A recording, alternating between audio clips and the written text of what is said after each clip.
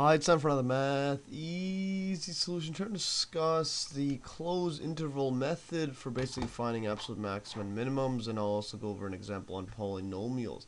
Basically, just a note that on a closed interval of a continuous function, the absolute minimum or maximum it's either at the endpoint or basically occurs at a critical number. I went over critical numbers in my earlier video. Basically, what I mean by this is if you were to draw, let's say, if we have a closed interval basically means the endpoints, the function exists at there. So let's call this A right here, and then the endpoint, say, let's go over here, B.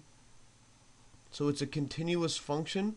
So it has to always, you could draw it in one go. So basically, if let's say we had a part like this here, let's say a graph looked like this. So basically we have in this case the absolute max or minimum of this function has to either be the endpoint, in this case I think it's around this one here. So absolute maximum has to occur either here or it could be somewhere here. So these points right here where this derivative does not exist because it's a sharp point, we'll call this C1 for a critical number. And also this is a local maximum over here. So this is C2 right here. So the absolute max or min has to be either one of these four. So this endpoint, or so basically either these endpoints or anywhere in between where the critical number, like I showed in my earlier video, it's either derivative is 0 or does not exist. So it has to occur at one of these critical numbers C1 and C2 or at the endpoints A and B. And thus from this little graph right here, we can see that we can actually employ a three-step procedure for always finding the absolute maximum and minimum values. And that is called the closed interval method. And basically it just states to find the absolute maximum and minimum values of a continuous function on a closed interval with a square bracket A and B. This just means closed interval. As opposed to open intervals. You can see what difference open and close in the video links below. Basically, step 1 is just to find the values of f at the critical numbers in A and B, so which is these ones right here. And then step 2 is find the values at the endpoints, which is over here. And then basically, the third step is basically just from these two steps, 1 and 2, the largest of the values from those steps is the absolute maximum, and the smallest of this or just the absolute minimum value. And now to help illustrate this method, I'll basically go over this example, which just states find absolute maximum minimum values of the function. This one here is the polynomial fx equals x cubed minus 3x squared plus 1. And then for the interval of, this is a closed interval, which is less than or equal to, of x is greater than or equal to negative 1 half or 0.5 and less than or equal to 4. So the first step in the method of finding absolute maximum minimum is to find the values at the critical numbers right here. And to find the critical numbers, you just have to first find out the derivative and find out where it exists or equals 0. So we take the derivative f prime of x using power rule right here, bring this 3 down, 3x squared, and then this is going to be bring this 2 down and then subtract 1 on the power, 6 or 2 times 3, and this one put an x. Now plus 1, the derivative of 1 is just 0, so we leave it at that. So as you can see here, this one here, this is a continuous function on this derivative. There's nowhere that it does not exist. So what we could do here is first now we just find out when it's 0. So we set it to 0 equals to 3x squared minus 6x. Now we could factor out the x out, so this will equal 2. And also the 3 out as well, so we'll have a 3 and then we'll 3x, and now here we're going to be left with just an x minus now divided by 2, so 2 right here. So we'll be left with here, and now this function is equal to 0 when this part equals to 0 or when this equals to 0. And basically we just set these to equal to 0, so basically 3x equals 0, or we have critical numbers at x equals to 0. So that's just this x equals 0, and at this point here this is equal to 0 when x is equal to 2. So 2 minus 2 is 0. So x equals 0 and x equals to 2. So we have these two right here.